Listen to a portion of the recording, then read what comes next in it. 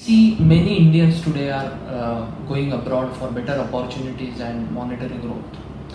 And after interacting with more than 50 NRIs in the span of last 10 years, we realize there is a pattern in terms of the money mistakes which are made by them and which can lead them to a lot of confusion, stress, and uncertainty.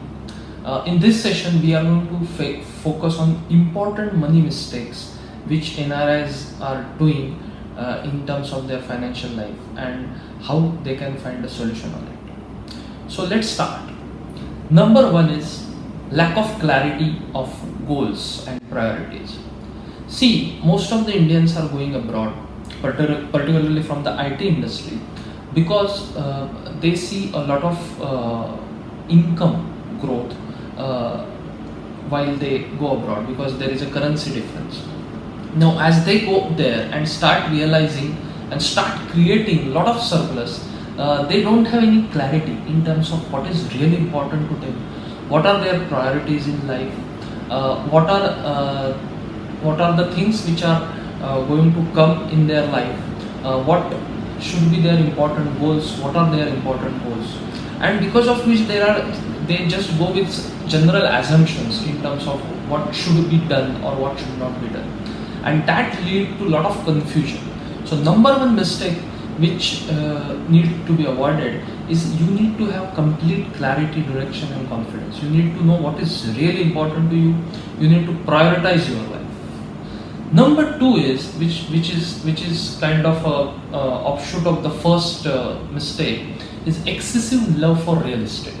Now, if you see, traditionally Indians believe that real estate is the best investment without checking the reality. And what happens with NRIs is they are also holding on to these beliefs because of their parents, because of their surrounding, and because of the assumptions. Now, as they go abroad and they start creating surplus, they think that the best way to invest this money is into real estate. So what happens is they end up diverting all those funds which they save in India to buy some real estate without understanding the merits of that particular real estate, their goals, whether this is a better investment or not, tax implications and blah blah blah. And then there are possibilities that they may end up at the wrong side of the deal, because you need to understand that real estate is a very liquid asset. Okay, real estate also moves in cycle. Now many people are realizing that real estate is not giving them as much return as they projected it 5 to 6 years back. So this is another important factor which need to be checked by the NRIs. Number three important factor is understanding the difference between saving and investment. Now, as we discussed just now, that as they start working there, start earning there, they start creating substantial amount of surplus. Now, because of the earlier things that they don't have any clarity in terms of what is really important to them, they are in a soup in terms of what is to do with the money. Okay, and here one important concept needs to be understood, and that is a difference between saving and investment. Many times what we see is that as these NRIs start accumulating the money, they convert this money and they end up transferring this money either into a saving account or into FD, where this money is not growing. Okay, if it is very critical that if you want to achieve your future goals or if you want to grow your wealth, the money needs to be invested in a growth oriented asset. Now we don't have time to get into the details of which are the growth oriented asset and how it can help us, but the traditional way of investing, which is normally conditioned to many individuals, they end up investing money in saving account, in FDs, and expecting that they will get good returns. But the reality is that as they are investing in saving account or FDs, their return is very low. So whatever advantage they get by saving more or by creating more surplus, all this advantage is lost because the money is not utilized properly. The money is lying idle either in bank account or in FDs. Okay, so this is another important factor which needs to be understood when it comes to transferring saving into investment. Another important factor which is again linked to the above point is traditional investment. See, understand the rules of money have changed. What used to be right 10, 15, 20 years ago is no more right today. Okay, so because there are strong beliefs ingrained, as NRIs start creating a lot of surplus, they, without giving much thought, they just follow the footsteps of their seniors, or they may end up following a traditional path, which is either buying a real estate or then investing monies in FDs and traditional investment and buying investment oriented policies. What is happening because of this is they are not creating a robust investment plan. One. Second thing is they are not utilizing the advantage which they got because they are creating surplus. See, understand, somebody working in India is not going to create a kind of surplus which a person probably start working in United States or Europe is going to create. Now, if they don't capitalize on this opportunity, this surplus, the whole purpose of they going there is defeated in many cases. So this is another important point which need to be understood and worked on. And another critical aspect which we found out is not aware of the tax laws.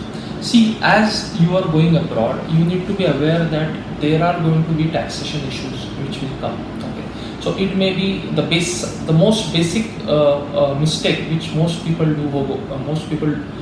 do when they go abroad is they don't have a NRI or NRO account. They think that they can use their Indian account for transferring the money. Now, please remember, this is completely illegal under FEMA regulations.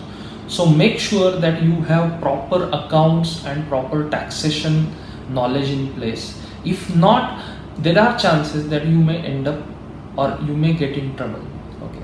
So these are the common money mistakes, a common pattern which we have seen in many cases. I feel that as people are going abroad for growth and opportunity, they should actually make most of it. How much loan you have, how much is the EMI, what is your current asset liability ratio. On that basis, the decision has to be made whether to prepay the loan or not. Because understand, we can take one sample case where the EMI is now within limits and the loan is also not much, and the rate of interest, the cost of borrowing, is in the range of 8 to 10%. Now, it makes sense to that individual to invest that money if he is going to get higher returns in any other asset class and keep running that loan. But what happens is, because as we discussed earlier, that there are no prioritization of goals and there is a huge amount of surplus coming in, many people what they do is when they go there, they go with the assumption that I need to get rid of loan as early as possible, and then they make an inefficient financial decision by diverting their surplus to repay the loan, whereas they could have utilized those surplus more optimally. So this is something which needs to be avoided, and it can be avoided with a lot of financial education and understanding how our money beliefs shape our decision making, which is the right time to come back. So somebody who decides that he would be coming back in next 2 years, as they start settling there, scenario starts changing, and then they are confused in terms of what is the right decision to take. And in this scenario, they go with certain assumptions without checking whether these assumptions are right or wrong. See, whether to stay abroad or coming back to India, there are various factors, but in all these factors, money or financials play a very crucial role. And because people don't have knowledge in terms of the financials or in terms of the money issues, they assume certain things without checking the reality, without checking the truth of those assumptions, and therefore it can be a very confusing state of mind, or it can be a lot of stress in terms of taking a decision that whether to stay abroad or come back to India. Now in this case, it is very critical. We can link this to the first common money mistake, and that is you need to have clarity, direction and confidence around your financial life. If you can get that, then this decision making becomes very easy. After interacting with more than 50 couples, NRI couples, in the span of last 10 years, we see there is a common pattern in terms of NRIs making some money mistakes and how to find a solution which can give an NRI complete clarity, direction and confidence about his financial life. We are situated in India and we are more than happy to help you with this. You can connect with us on this link and schedule a Skype call with me so I can help you in getting clarity and direction in terms of your overall financial life.